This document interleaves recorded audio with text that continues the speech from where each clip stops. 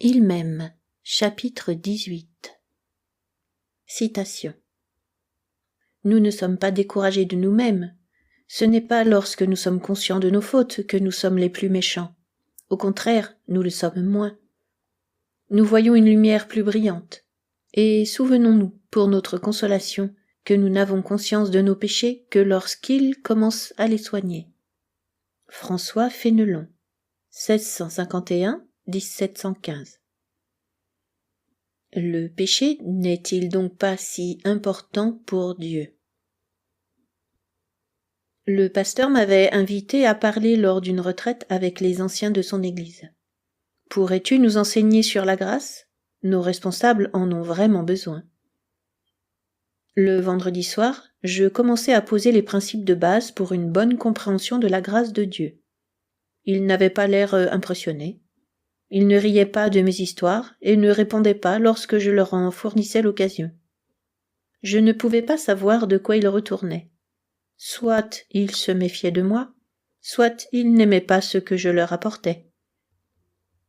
J'espérais que cela irait mieux le lendemain matin, mais l'ambiance ne changea pas. Après un moment pendant lequel j'essayais de les faire réagir, je m'arrêtai. « Je veux vous poser une question, commençai-je.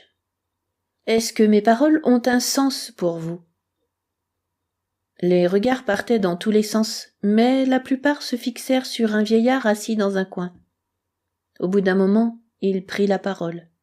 « Ce que je vous entends dire, c'est que ces jeunes qui viennent dans notre église n'ont pas à faire les choses que je me suis efforcé de faire pendant toute ma vie. » Je pensais, « Parfait, ils ont compris. » J'acquiesçai alors qu'ils s'arrêtaient. « Alors je vais vous dire quelque chose. » L'ambiance devenait plus lourde. « Si vous pensez que je vais les laisser s'en sortir comme ça, alors vous êtes fous. » Je regardai les participants et vis que la plupart étaient d'accord. J'étais de toute évidence en minorité. « Qu'est-ce que je fais ici dans ce cas ? » demandai-je en me tournant vers le pasteur. « Je vous l'ai dit, nous ne comprenons pas la grâce. » Et ils ne la comprenaient vraiment pas. Leur sécurité avec Dieu provenait de leurs règles et de leurs rites, et grâce à ceci, ils s'étaient placés au-dessus des autres, et ils n'étaient pas prêts à lâcher quoi que ce soit. Servir Dieu était devenu leur Dieu, et ils étaient passés à côté de la vraie connaissance du Dieu vivant. La théologie du « mais ». Je comprenais leur dilemme, parce que j'étais aussi passé par là. Qui n'a jamais vu des gens utiliser la grâce de Dieu comme une excuse pour vivre leur propre vie sans culpabilité? Ils acceptent le pardon de Dieu, l'éternité au paradis, mais continuent de vivre dans la même captivité que le monde qui les entoure. Ne voulant pas apporter une grâce au rabais à des gens qui ne veulent pas vivre comme Dieu le veut, nous nous retrouvons en train de créer une liste de choses que l'on peut attendre d'un vrai chrétien. C'est un peu comme si nous ne pouvions garder le message de la grâce que pour les 15 premières minutes de vie d'un nouveau-né dans le royaume de Dieu. Après cela, nous le chargeons d'obligations pour qu'il devienne un bon chrétien. Bien sûr que nous sommes sauvés par grâce, mais cela ne veut pas dire que l'on doive rester assis à ne rien faire. Dieu est un Père qui nous aime, mais il ne faut pas profiter de cela, parce qu'il est aussi un juge sévère. Nous ne sommes pas sauvés par les œuvres, mais nous devons quand même vivre une vie qui lui plaise. Cette dernière partie contient en général un mélange de lecture de la Bible, de prière, d'assistance aux réunions d'église et de bonnes œuvres. En adoptant cette théologie du « mais », nous nous retrouvons là où nous avions commencé, avec une relation à Dieu basée sur la performance. Nous vivons chaque jour en nous posant la question de savoir si nous en avons fait assez pour être un bon chrétien, et nous jugeons les gens autour de nous avec les mêmes normes. Et cela nous prive de la joie de connaître Dieu, tout comme des encouragements qui proviennent de nos relations avec les autres. Chaque fois que nous ajoutons quelque chose à l'œuvre de Dieu à la croix, le message est faussé, et nous lui volons sa puissance. Paul dit clairement que c'est la croix seule qui l'a transformé complètement. Citation.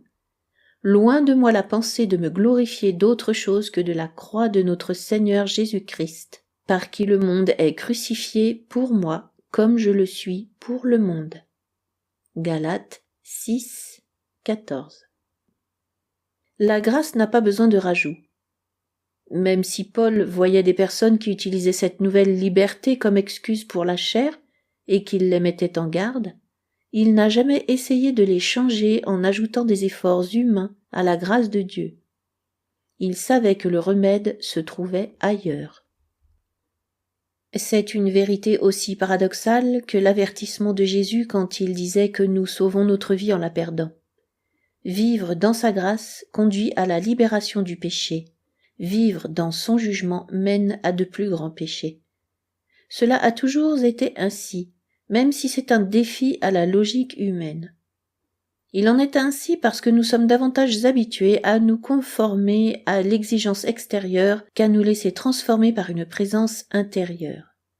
Pour beaucoup, n'ayant jamais expérimenté cette dernière option, nous doutons que cela puisse marcher. Mais cela marche. Une fois que tu as expérimenté le plaisir que Dieu prend en toi en tant que son enfant et la joie que produit cette amitié, tu te retrouves en train d'abandonner tes propres désirs pour accepter les siens. Bien entendu, ce plaisir ne veut pas dire qu'il accepte tout ce que nous faisons. Il sait tout simplement que sans lui, nous sommes impuissants contre le péché.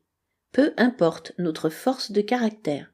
Cela ne durera qu'un certain temps et nous retomberons dans l'esclavage du péché tôt ou tard. Dieu est donc toujours préoccupé par le péché. Le péché détruit ceux qu'il aime. Il veut te changer en t'enseignant comment vivre aimé chaque jour. Quand tu apprendras à reconnaître le son de sa voix et sa main dans ta vie, tu voudras toujours plus lui ressembler. Les conséquences du péché.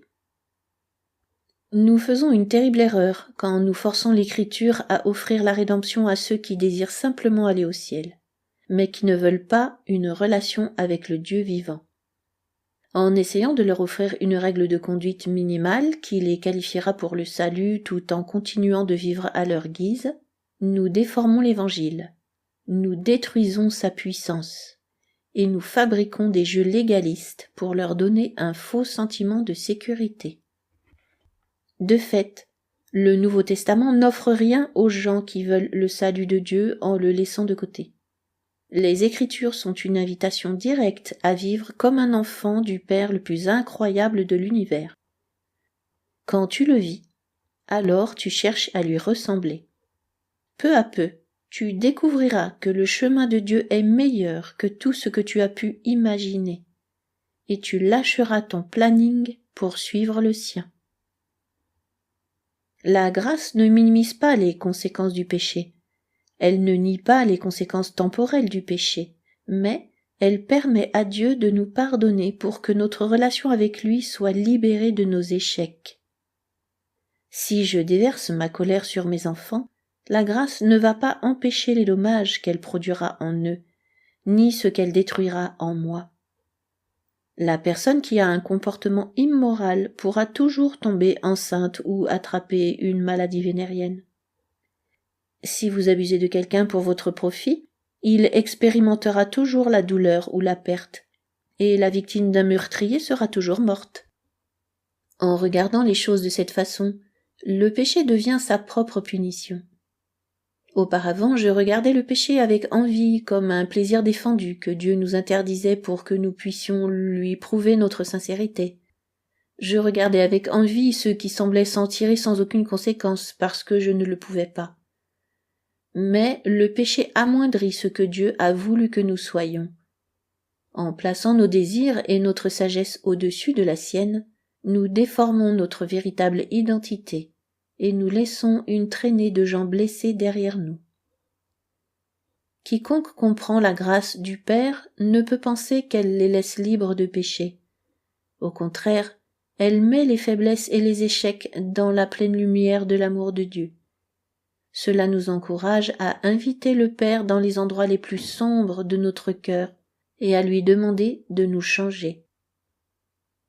C'est pour cela que je suis méfiant vis-à-vis de ceux qui pensent que la repentance annule les conséquences de leurs péchés et que les gens devraient juste pardonner et oublier.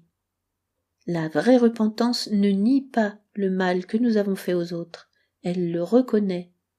Le pardon n'est pas une couverture du péché, mais c'est être honnête avec nos fautes et chercher à réparer les dommages que nos péchés ont causés à d'autres. La grâce avec un but. Ceux qui déforment la grâce le font parce qu'ils l'assimilent à un billet pour le paradis. Si la raison pour laquelle Jésus est mort sur la croix était uniquement de nous sauver de l'enfer, comment arriver à nous faire vivre une vie chrétienne ? Un tel raisonnement passe à côté du point principal. Dieu ne nous a pas donné sa grâce seulement pour que nos péchés soient pardonnés et que nous puissions aller au ciel. Ce sont des bénéfices secondaires et non son objectif principal. Le but de la grâce est que nous puissions avoir accès à sa présence chaque jour. La grâce nous qualifie pour avoir la relation que nous n'aurions jamais pu obtenir par nos mérites. Citation.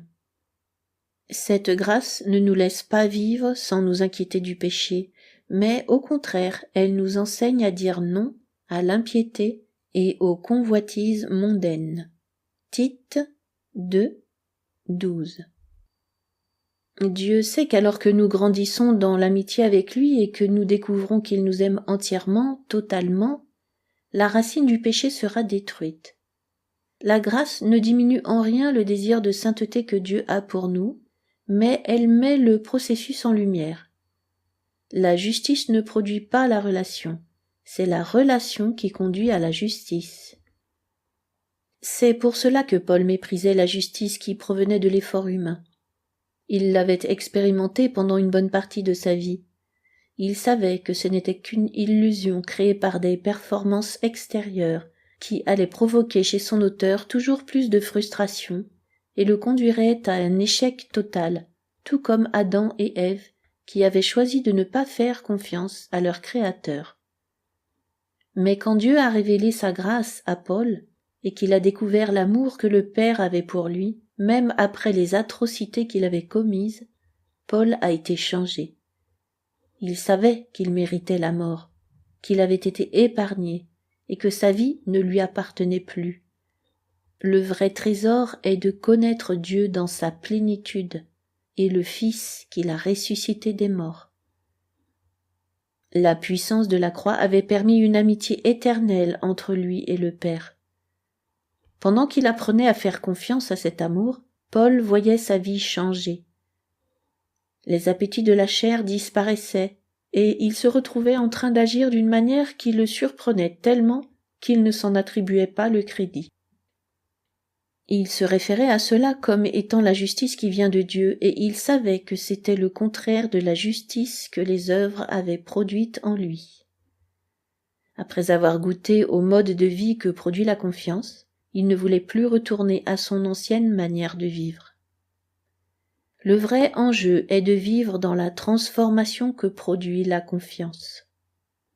Quand tu t'entendras dire une parole gentille dans une situation où normalement ta colère aurait fait surface, ou bien quand tu ne seras plus du tout intéressé par quelque chose qui auparavant t'aurait rendu fou de convoitise, ou encore quand tu te verras sacrifier quelque chose qui te tient à cœur sans avoir d'arrière-pensée, alors tu sauras ce que vivait Paul. C'est la justice que Dieu seul peut produire. Si tu y goûtes une fois, tu ne voudras rien d'autre. Citation. Afin de gagner Christ et d'être trouvé en lui, non avec ma justice, celle qui vient de la loi, mais avec celle qui s'obtient par la foi en Christ, la justice qui vient de Dieu par la foi.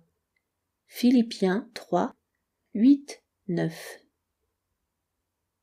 Pour ton parcours personnel. Est-ce qu'une fausse notion de la grâce a diminué ta passion pour la justice ou au contraire as-tu cette faim pour la justice qui vient de la confiance en Dieu? Dans le premier cas, demande à Dieu de te rapprocher de lui pour que ton amour pour lui puisse produire le désir de lui ressembler. De même, recherche si tu as privilégié la justice à la relation, en pensant que tes performances te rendaient plus acceptable pour Dieu. Demande-lui de t'enseigner ce que veut dire lui faire confiance dans les plus petits détails de ta vie aujourd'hui. Pour discuter en groupe. Premièrement, discutez de la grâce telle que vous l'aviez comprise précédemment, en contraste avec ce que vous avez lu dans ce chapitre. Deuxièmement, quels ajouts avez-vous faits à la grâce? Cela a-t-il fonctionné? Troisièmement, comment voyez-vous le péché? Comme un plaisir défendu ou comme une présence destructrice? Quatrièmement, partagez un événement où vous avez expérimenté la justice, celle qui provient de l'apprentissage de la confiance en Dieu plutôt que celle qui repose sur soi-même. Cinquièmement, y a-t-il des domaines où vous placez la justice avant la joie de la relation? Priez pour que Dieu vous aide à inverser le processus et que vous appreniez à trouver votre plaisir